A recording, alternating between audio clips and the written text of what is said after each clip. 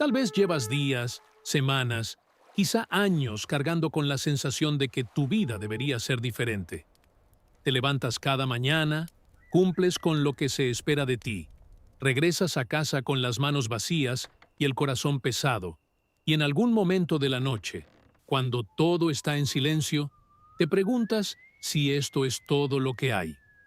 Si alguien pudiera mirarte a los ojos en ese instante, vería algo que tú mismo apenas te atreves a nombrar. Un vacío que ninguna rutina ha logrado llenar. Una sed que ningún esfuerzo humano ha conseguido saciar. Lo que estás a punto de escuchar es la historia de un hombre que sentía exactamente lo mismo. Un pescador común y corriente, cuya vida entera cambió en un solo instante. Y lo que le ocurrió a él puede transformar para siempre la manera en que miras tu propia historia. El aire de la madrugada en Bethsaida olía a sal, a algas en descomposición y a madera húmeda. Era ese momento del día en que el cielo todavía no decide si será azul o gris, cuando la línea del horizonte sobre el mar de Galilea apenas se distingue del agua oscura que la refleja. En la orilla norte de aquel lago que los romanos llamaban Tiberíades y los judíos conocían como Genesaret, un grupo de hombres trabajaba en silencio con los músculos adoloridos y las manos agrietadas por la sal. Estaban de rodillas sobre la arena gruesa, sacudiendo redes que habían vuelto vacías por segunda noche consecutiva. El sonido repetitivo de las mallas golpeando el agua, el crujir de las barcas contra las piedras del embarcadero y el murmullo lejano de las primeras gaviotas componían una sinfonía de frustración cotidiana que cualquier pescador galileo del siglo I habría reconocido como la banda sonora de un mal día. Entre aquellos hombres había uno cuyo nombre original era Simón, hijo de Jonás, nacido y criado en aquella pequeña aldea pesquera que Flavio Josefo describiría más tarde como un poblado modesto pero próspero gracias a su industria de pescado salado. Simón no era un hombre educado en las escuelas rabínicas de Jerusalén, no leía los rollos de la Torá con la fluidez de un escriba y no tenía aspiraciones políticas ni religiosas que lo distinguieran de sus vecinos. Era un trabajador manual, un hombre de manos grandes y espalda ancha, acostumbrado al peso de las redes mojadas y al olor penetrante del pescado fresco y a la incertidumbre de un oficio que dependía enteramente de factores que ningún ser humano podía controlar. Los arqueólogos que han excavado las ruinas de Bethsaida, situada en la orilla noreste del lago, han encontrado anzuelos de bronce, pesas de plomo para redes y restos de embarcaciones que confirman que la pesca era la actividad económica principal de aquella región durante el período del Segundo Templo. Simón vivía inmerso en esa realidad, una realidad donde el éxito o el fracaso se medían en la cantidad de tilapias y sardinas que las redes traían cada noche, y aquella mañana en particular, la medida era 0. Lo que Simón no podía saber mientras sacudía aquellas redes vacías, con frustración apenas contenida, es que las horas que estaba a punto de vivir dividirían su existencia en un antes y un después tan radical que incluso su nombre dejaría de ser el mismo. Para entender la magnitud de lo que estaba por suceder, necesitamos comprender primero el mundo en el que Simón respiraba cada día. Galilea en el siglo I no era el rincón tranquilo y pastoral que muchas veces imaginamos. Era una región densamente poblada, económicamente activa y políticamente tensa. El historiador Josefo estimó que había más de 200 ciudades y aldeas en Galilea, y el lago de Genesaret era el centro neurálgico de una industria pesquera que exportaba pescado salado a todo el Imperio Romano. Herodes Antipas, hijo del Herodes que había ordenado la matanza de los inocentes, gobernaba Galilea como tetrarca bajo la supervisión de Roma, y su ambicioso proyecto de construir la ciudad de Tiberíades en la orilla occidental del lago había desplazado a muchas familias, y generado un resentimiento profundo entre la población judía, especialmente porque la ciudad fue edificada sobre un antiguo cementerio, lo que la convertía en un lugar impuro, según la ley mosaica. Los impuestos romanos y herodianos, combinados, podían absorber hasta un 40% de los ingresos de un pescador común, lo que significaba que una noche sin pesca no era simplemente una inconveniencia, sino una amenaza real para la supervivencia de la familia. Simón tenía una esposa, lo sabemos, porque el Evangelio de Mateo, en su capítulo 8, versículo 14, y menciona que Jesús sanó a la suegra de Pedro, lo cual confirma que estaba casado y probablemente tenía hijos que alimentar, una casa modesta de piedra basáltica que mantener y obligaciones comunitarias que cumplir en la sinagoga local. Cada red vacía no era solo una decepción profesional, sino un peso que se sumaba a todos los demás pesos que un hombre de su condición cargaba en una sociedad donde el honor y la provisión familiar definían el valor de un varón.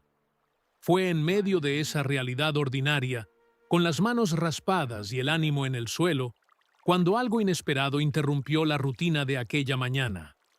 Una multitud comenzó a congregarse en la orilla del lago, y en el centro de aquella marea humana caminaba un hombre cuya reputación había comenzado a extenderse por toda la región, como el fuego se extiende por los campos secos en verano. Su nombre era Jesús. Era originario de Nazaret, una aldea tan insignificante que el propio Natanael preguntaría en el Evangelio de Juan, capítulo 1, versículo 46, si de Nazaret podía salir algo bueno. Pero a pesar del origen humilde, algo en aquel hombre atraía a las personas con una fuerza magnética que desafiaba toda explicación sociológica. Los enfermos se acercaban buscando sanidad. Los curiosos venían buscando señales. Los desesperados llegaban buscando esperanza. Y los escribas y fariseos observaban desde la distancia buscando motivos para desacreditarlo. Aquel día la multitud era tan numerosa y tan insistente que Jesús necesitaba un espacio desde el cual pudiera hablar sin ser aplastado por la presión de los cuerpos. Y fue entonces cuando sus ojos se posaron sobre las dos barcas que descansaban en la orilla. Una de ellas pertenecía a Simón. El Evangelio de Lucas, en su capítulo 5, describe este momento con una sencillez que esconde una profundidad teológica inmensa. Jesús subió a la barca de Simón y le pidió que la apartara un poco de la orilla. Piensa en lo que eso significaba en términos prácticos. Un rabino itinerante, sin credenciales oficiales del Sanedrín, sin respaldo de ninguna escuela rabínica reconocida, se acerca a un pescador frustrado y cansado después de una noche entera de trabajo infructuoso y le pide que le preste su herramienta de trabajo, su medio de sustento, su barca. Y Simón acepta. ¿Por qué aceptó? El texto no nos da una explicación psicológica detallada, pero podemos reconstruir el contexto. El Evangelio de Juan sugiere en su capítulo 1, versículos 35 al 42, que Simón ya había tenido un encuentro previo con Jesús a través de su hermano Andrés, quien era discípulo de Juan el Bautista. Andrés había seguido a Jesús después de que el Bautista lo señalara como el Cordero de Dios, y luego había ido corriendo a buscar a Simón para decirle con una emoción que apenas podía contener: «Hemos encontrado al Mesías». Aquel primer encuentro, según el relato de Juan, fue breve pero significativo, porque fue en ese momento cuando Jesús miró a Simón y le dijo algo que debió haberlo perturbado durante días. «Tú eres Simón, hijo de Jonás. Tú serás llamado Cefas», que traducido significa Pedro, piedra. Imagina recibir un nombre nuevo de un completo desconocido que te mira como si te conociera desde antes de que nacieras. Aquel primer encuentro había plantado una semilla de curiosidad, de inquietud, quizá de esperanza cautelosa en el corazón de Simón. Y ahora, semanas o meses después, aquel mismo hombre estaba de pie en la orilla, pidiendo subir a su barca. A veces la manera en que Dios entra en nuestra vida no es con un terremoto ni con un relámpago, sino con una petición sencilla que interrumpe nuestra rutina y nos obliga a tomar una decisión que parece pequeña, pero que contiene un universo entero de consecuencias. Jesús se sentó en la barca de Simón y comenzó a enseñar a la multitud desde el agua. El lago funcionaba como un anfiteatro natural. Si las ondas suaves del agua amplificaban la voz del maestro y la llevaban hasta la orilla donde cientos de personas escuchaban en silencio. No sabemos exactamente qué enseñó aquel día, pero sabemos que sus palabras tenían una autoridad que los testigos describían como radicalmente diferente a la de los escribas y fariseos. En Mateo capítulo 7, versículos 28 y 29, se nos dice que la gente se admiraba de su doctrina porque les enseñaba como quien tiene autoridad, y no como los escribas. Los rabinos del siglo I enseñaban citando a otros rabinos, construyendo cadenas de tradición que se remontaban hasta Moisés. Pero Jesús hablaba con una inmediatez desconcertante, como si las palabras no vinieran de una tradición aprendida, sino de una fuente original que fluía directamente a través de él. Y Simón escuchaba todo esto desde apenas unos metros de distancia, sentado en su propia barca, con las redes vacías a sus pies, como un recordatorio constante de su fracaso nocturno. Y sin embargo, las palabras de aquel hombre entraban en sus oídos y hacían algo inexplicable en su interior, algo que la fatiga y la frustración no podían silenciar. Cuando Jesús terminó de hablar, la multitud comenzó a dispersarse lentamente. Pero lo que sucedió a continuación es el momento que partió la historia de Simón en dos mitades irreconciliables. Jesús se volvió hacia él y le dijo, según Lucas capítulo 5, versículo 4, «Boga mar adentro y echad vuestras redes para pescar». La instrucción era absurda desde cualquier punto de vista profesional. Simón era el pescador experto, no Jesús. Simón conocía aquel lago como conocía las líneas de sus propias manos. Sabía que la pesca se hacía de noche porque las tilapias del lago de Galilea se alimentan en aguas superficiales durante la oscuridad y descienden a las profundidades durante el día cuando la luz solar penetra el agua. Sabía que si una noche entera de trabajo no había producido ni un solo pez, lanzar las redes a plena luz del día era una pérdida de tiempo garantizada. Todo su conocimiento, toda su experiencia, toda su lógica profesional le gritaban que aquella orden no tenía sentido. Y sin embargo, la respuesta de Simón en el versículo 5 del mismo capítulo revela una grieta en su resistencia, una rendija por donde algo más grande que su propia razón estaba comenzando a filtrarse. «Maestro, toda la noche hemos estado trabajando y nada hemos pescado, mas en tu palabra echaré la red». Esa frase es una de las más poderosas de todo el Nuevo Testamento, no por su elocuencia, sino por su honestidad. Simón no fingió entusiasmo, no disfrazó su escepticismo, no pretendió que la orden tenía sentido. Dijo la verdad. Hemos trabajado toda la noche y no hemos sacado nada. Pero luego añadió algo que cambió todo. En tu palabra. No en mi experiencia, no en mi lógica, no en mi conocimiento del lago, sino en tu palabra. Fue el primer paso de fe de un hombre que todavía no comprendía quién le estaba hablando, pero que intuyó que había algo en aquella voz que merecía ser obedecido, incluso contra toda evidencia disponible. Lo que ocurrió después dejó a Simón sin aliento. Las redes se llenaron con tal cantidad de peces que comenzaron a romperse. Tuvieron que llamar a sus socios, Santiago y Juan, los hijos de Zebedeo, que estaban en la otra barca, y cuando ambas embarcaciones se llenaron hasta el borde, el peso era tan descomunal que las barcas comenzaron a hundirse. Lucas describe esta escena con una vivacidad que permite imaginar el caos. Hombres gritando, redes crujiendo, barcas inclinándose peligrosamente, agua entrando por las bordas, peces saltando, y en medio de todo ese desbordamiento de vida y abundancia, Simón Pedro cayó de rodillas ante Jesús. No cayó de rodillas por gratitud ni por alegría, cayó de rodillas por terror. El texto dice en Lucas capítulo 5, versículos 8 y 9, que cuando Simón Pedro vio aquello, cayó de rodillas ante Jesús diciendo: «Apártate de mí, Señor, porque soy hombre pecador». El asombro se había apoderado de él y de todos los que estaban con él por la pesca que habían hecho.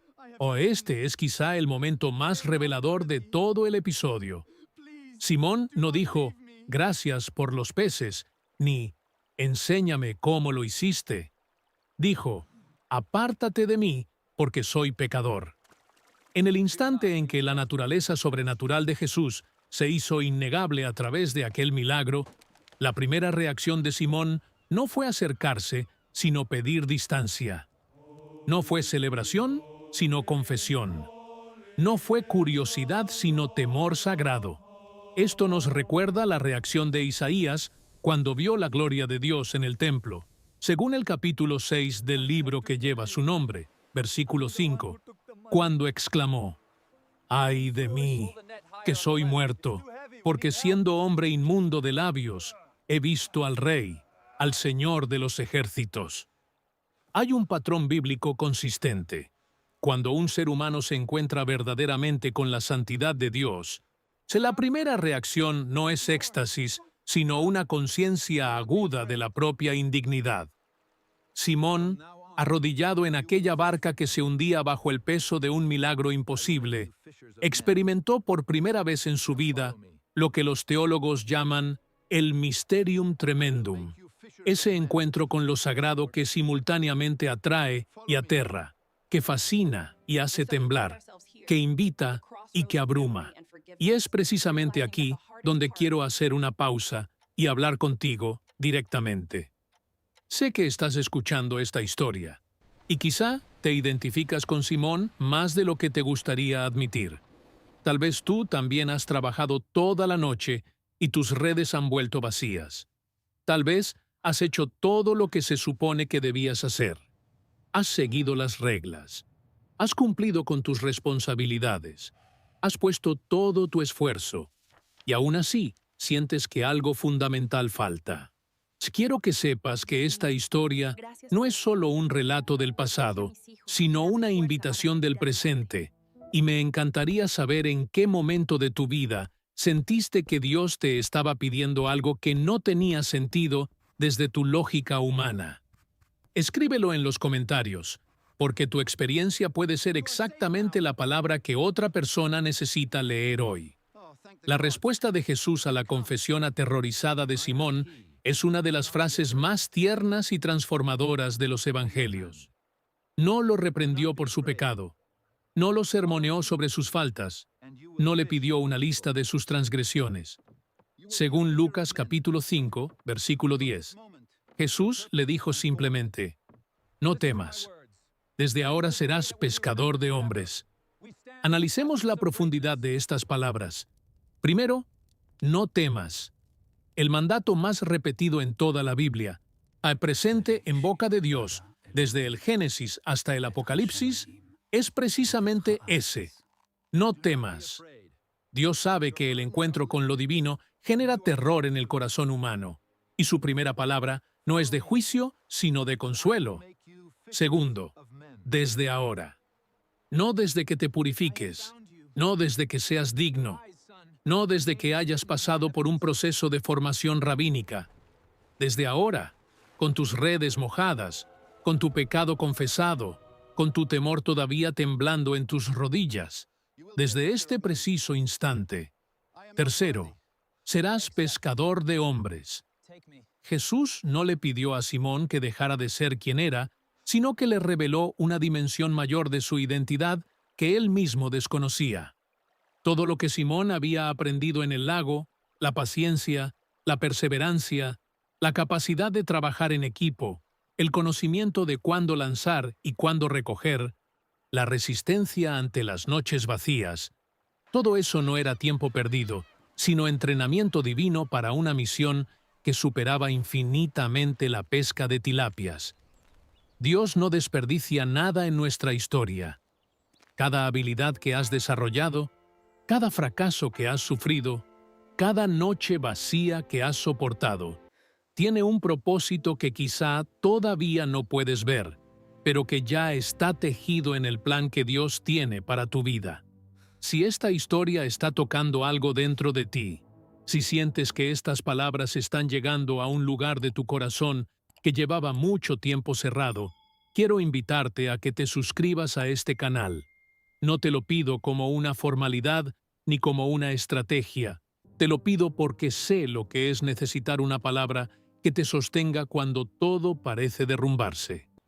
Cada semana compartimos contenido que está diseñado para recordarte quién eres a los ojos de Dios, para devolverte la esperanza cuando la rutina la ha desgastado, para darte un lugar al que puedas volver cada vez que sientas que las redes de tu vida están vacías.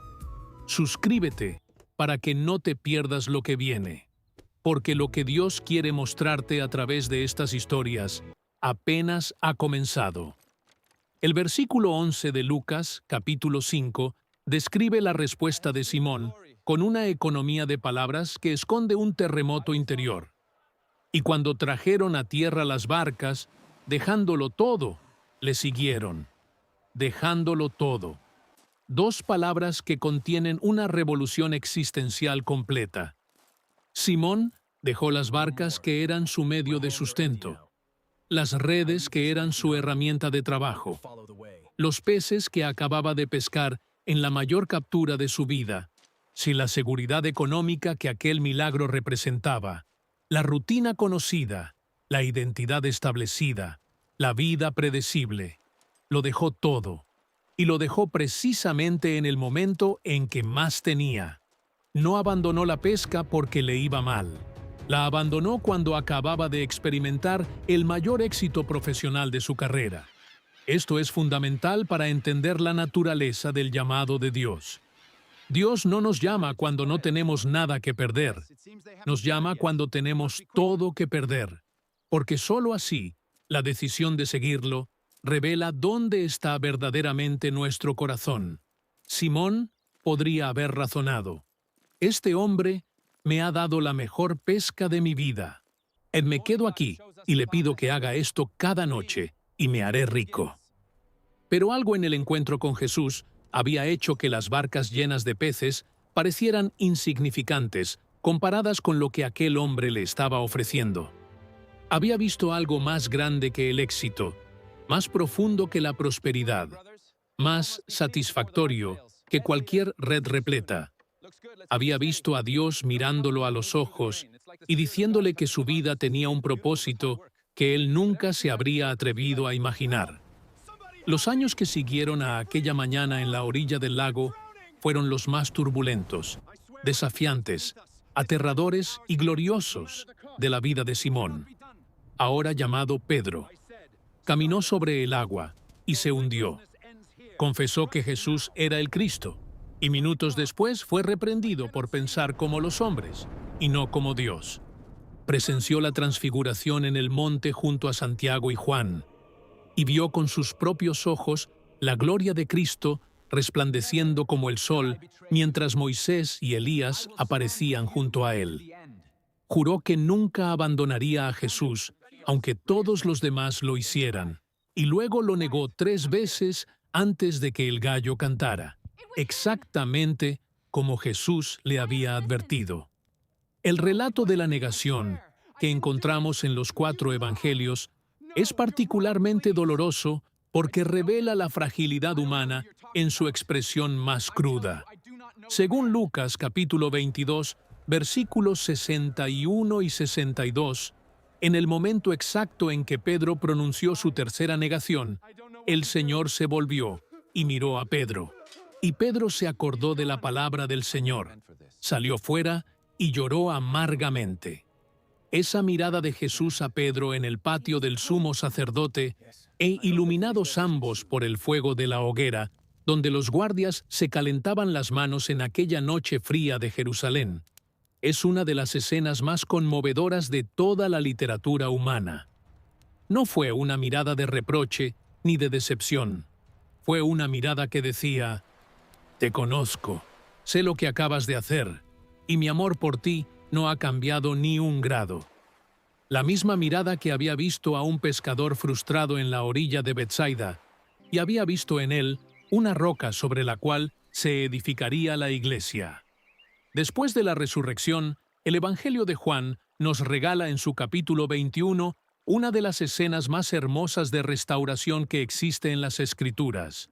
Pedro, devastado por su triple negación, había regresado a pescar en el lago de Galilea, volviendo literalmente al punto de partida de su historia. Y allí, en la orilla, lo encontró a Jesús resucitado, preparando un desayuno de pan y pescado sobre brasas de carbón. Juan señala específicamente que había fuego de carbones, usando la misma palabra griega antraquia, que se utilizó para describir el fuego junto al cual Pedro había negado a Jesús. El detalle no es accidental, es quirúrgico. Jesús recreó deliberadamente la escena del fracaso de Pedro para transformarla en escena de restauración. Y junto a aquel fuego, 3 veces le preguntó: «Simón, hijo de Jonás, ¿me amas?». 3 preguntas para 3 negaciones.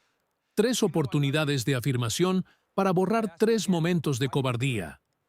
Pedro respondió las 3 veces que sí, y las 3 veces Jesús le confió una misión: «Apacienta mis corderos, pastorea mis ovejas».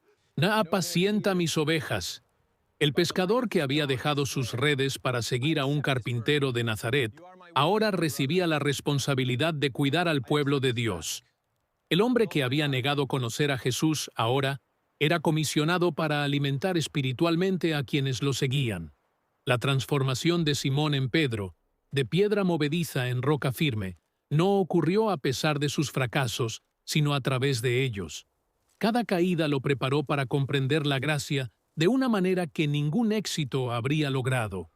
Cada lágrima derramada después de cada error excavó en su corazón una profundidad de compasión que lo capacitaría para pastorear a otros que también caerían y necesitarían saber que el fracaso no es el final de la historia.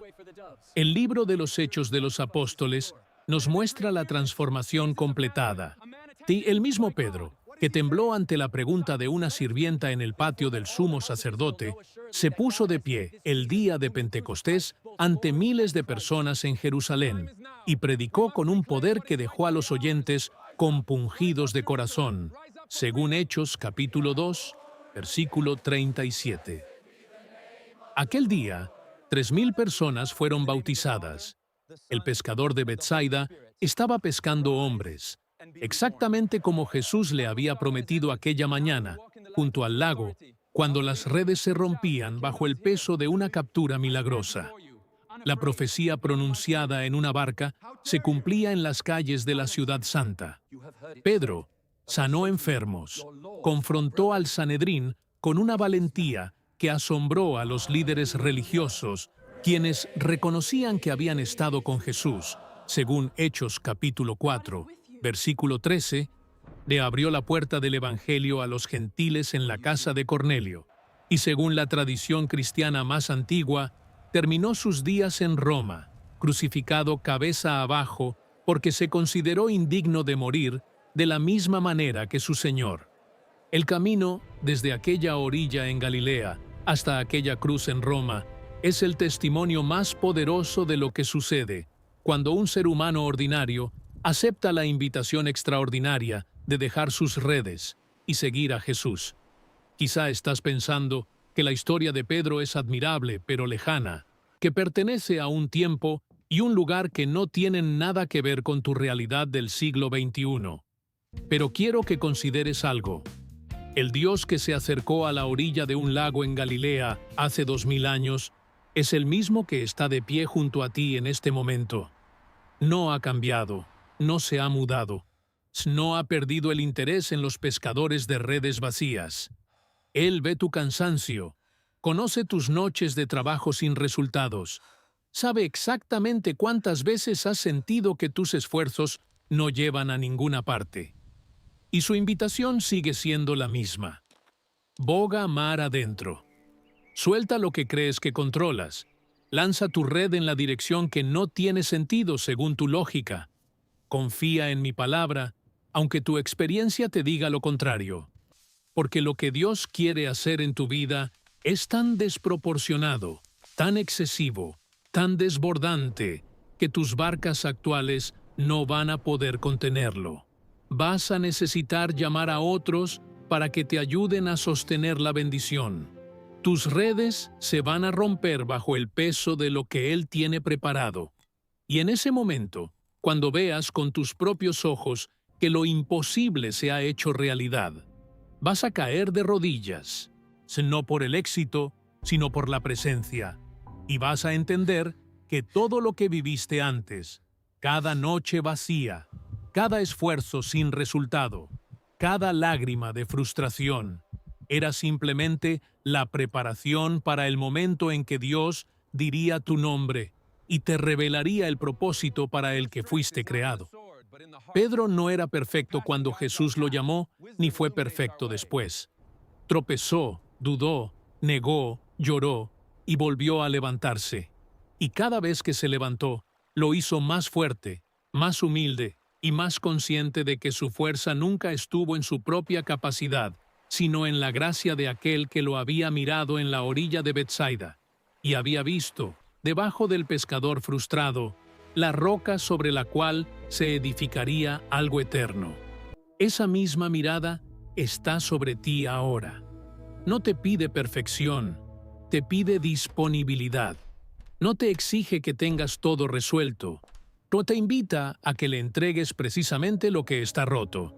Y si tienes el valor de decir como Simón dijo aquella mañana, en tu palabra echaré la red, tu vida jamás volverá a ser la misma, porque el Dios que llenó las redes vacías de un pescador galileo es el mismo que puede llenar el vacío que llevas dentro.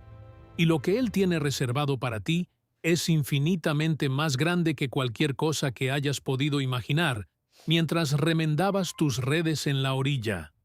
Si esta historia ha llegado a tu corazón, si algo dentro de ti se ha movido mientras escuchabas el viaje de Simón Pedro, desde la frustración hasta el propósito, te pido que le des like a este video y que lo compartas con esa persona que sabes que necesita escucharlo.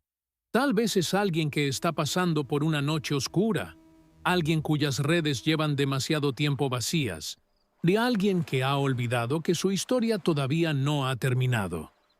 Envíale este video, porque a veces el mayor acto de amor es recordarle a otro que Dios sigue de pie en la orilla, esperando, con una invitación que puede cambiarlo absolutamente todo.